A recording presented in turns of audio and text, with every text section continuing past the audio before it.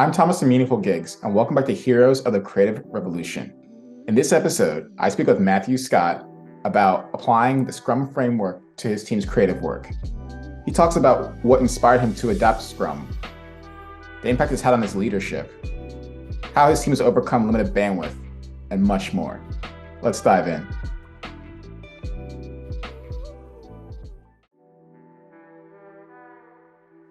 Hi, Mathew. Thanks for coming on the show today. Let's just start simple and get some information about your background and on you. My name is Mathew Scott. I'm the Senior Director at Embarrass. I live in Calgary, Alberta. I've had many jobs over the years, digital images technician, production artist, graphic designer, and then, got into art director, creative director, and I did a little bit of freelance in there. So I guess my career, the creative ops sort of started around when I made art director. Actually, probably even before that, when I was freelancing, I pretty much had to do everything myself. So, yeah.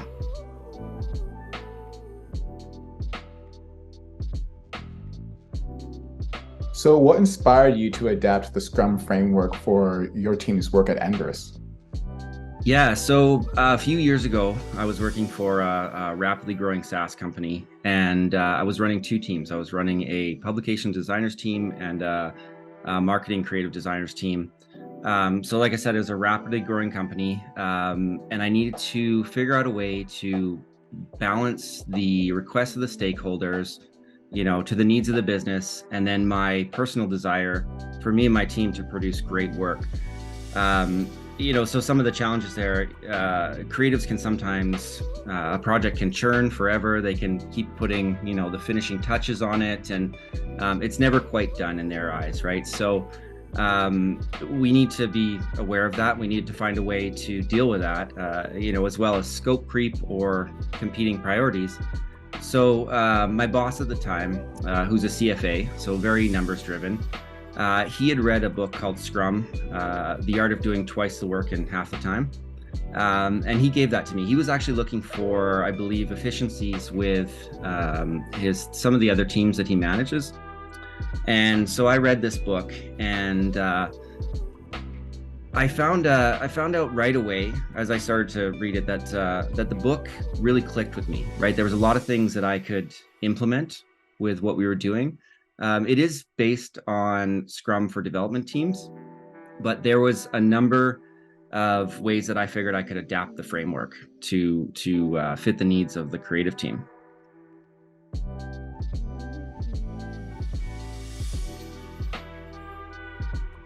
How has implementing Scrum affected you as a leader or changed your leadership? Yeah, I think some of the things that it's changed for leadership, well, some of the benefits are, reduce the workload, or reduce burnout, and a predictable workload. So for me, it inspired me to have more of a bottom-up leadership approach.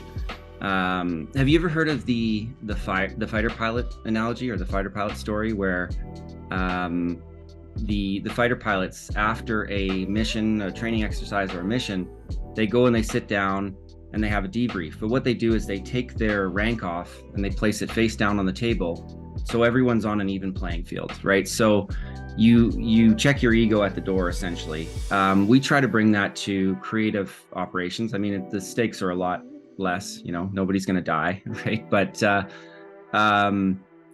so yeah, we check our ego at the door, and there's an even playing field, and I'll try to foster that through when we're doing, like, let's say a brainstorm session, just throwing out crazy ideas, right? Like it might not have to be the best idea, but just to let people know that it's a safe space, and we can talk about things. We can try to come to the solution here, but people aren't going to contribute if they don't feel safe, if they don't feel comfortable that they're going to be judged.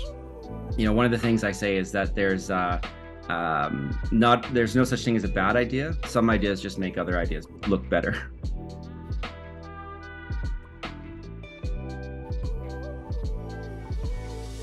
So we know you well as a partner. We've worked together, and you have this interesting challenge recently of limited bandwidth.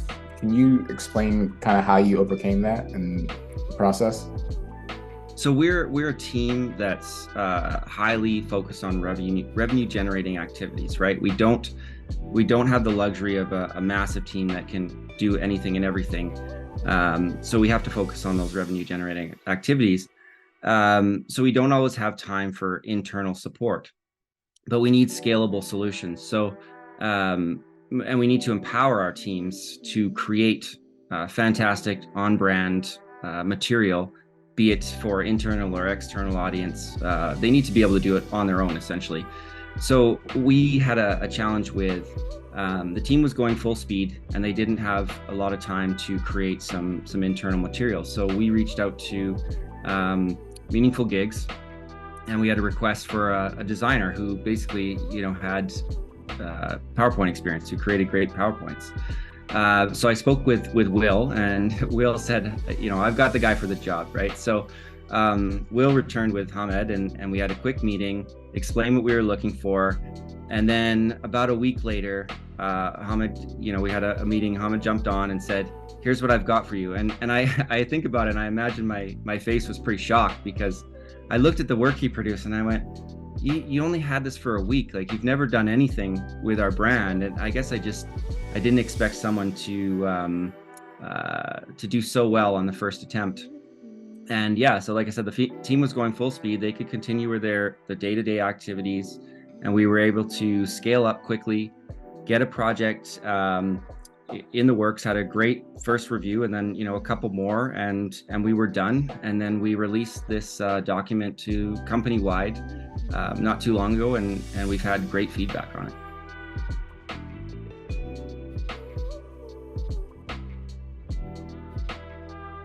So how are you currently using AI in your work, or what plans do you have for it in the future? Yeah, AI, the hot topic these days, right? So the company as a whole uses AI in a number of ways and has been for some time. But on the marketing and creative team, we're using it as a workflow enhancement tool. We're doing just simple generative image edits, generative AI image edits, and copy testing, right? So if we have, or we're a company that serves the entire energy landscape, entire energy industry. So as you can imagine, we have a number of different personas, right? A whole bunch of personas. So how do we talk to those personas? What resonates with them? So we do copy testing, right? We can plug into AI, what resonates with this group or this cohort. Give me three headlines and 3 body copy type of thing. So as far as AI is concerned in general, I think it's relatively new in creative operations, and I think everybody right now is trying to figure out, there's this new great thing that everyone's talking about. How does it fit into my daily workflow? How does it affect me? What can it do for me? I think right now it's not set up to, or it's not going to replace a full creative person. It's not there yet.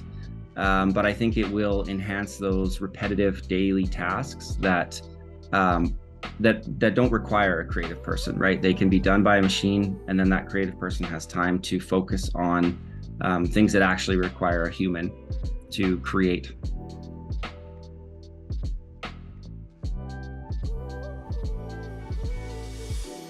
So I'm curious, how have you been able to effectively manage creatives and align everybody so that everybody's firing on all cylinders and producing great work? I think one of the most important things that I found is successful is bring creatives into the process early, and communicate how departmental goals ladder up to company goals. I found that the more they understand what they're doing and why, the greater investment they'll make in seeing those goals realized through their contributions. Encourage your stakeholders to have a conversation with a creative, discuss the outcome, solve the problem together, right? Like, you could have for example, a painter come in and you say, paint this wall blue. Well, they paint it blue, and then the homeowner says, that's the wrong blue. Well, in my opinion, you should have brought the painter in and said, what would look good on this wall, right? It might not be blue, it might be green, right? So bring them in, have a conversation, solve the problem together. Creative is not an execution house. Creatives are just that. They're creative people with creative problem-solving abilities.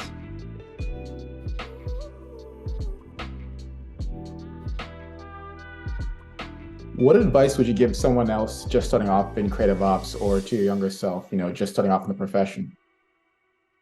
Ooh, yeah, this is a good one. I think it's pronounced director, not dictator. So creative director, art director, you can't tell people what to do. You have to motivate, spark the desire, and they'll create great work. Some of the ways that I do this, I say there's no such thing as a bad idea, right? Some ideas just make other ideas look better. Brainstorm sessions, again, throw out crazy ideas that, they might seem bizarre and crazy, but they create that comfortable environment. A growth mindset, that was another great book that I read that really changed how I thought about things, personally and professionally, and admit when you're wrong. With age, I've realized that there's no win in not admitting when you're wrong, and we can all move on and find the solution if we're all aligned.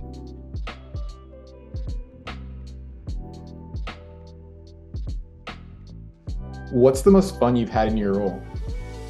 The most fun. Okay, yeah, there was a few years ago, there was an internal conference and it was at the tail end of COVID. Well, what we thought was the tail end of COVID. So because COVID had ramped up again, they canceled the in-person aspect, or well, I guess they canceled the whole conference in person and moved it to virtual. But there was very little time to pivot. So on top of this, they wanted to create a different experience for the viewers. So there was a ton of material that had to be created, themes and material and everything. So a coworker of mine and myself, we sat down and we coined the term White Claw session. It was because it was such a short time frame. We had a meeting. It was in the evening, and it happened to be what we both had in our fridges. We both had a White Claw, so we grabbed a White Claw.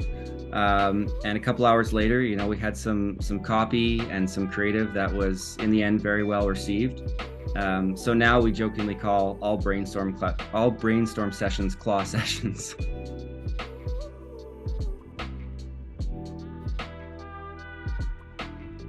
That was my last question. I just want to say a super big thank you for coming on the show. Is there anything else that you wanted to say or plug now that we're at the end?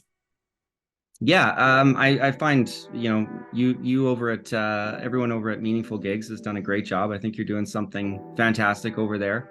I'm definitely on board, and we have several contractors that we work with regularly on your side. They do fantastic work. So I encourage anyone to reach out to you and figure out or work together in how Meaningful Gigs can help you meet your objectives. Thanks, I really appreciate that. And if anybody has any questions or wants to follow up with Mathew on anything, feel free to reach out directly to him. You can find his LinkedIn in the description of the video.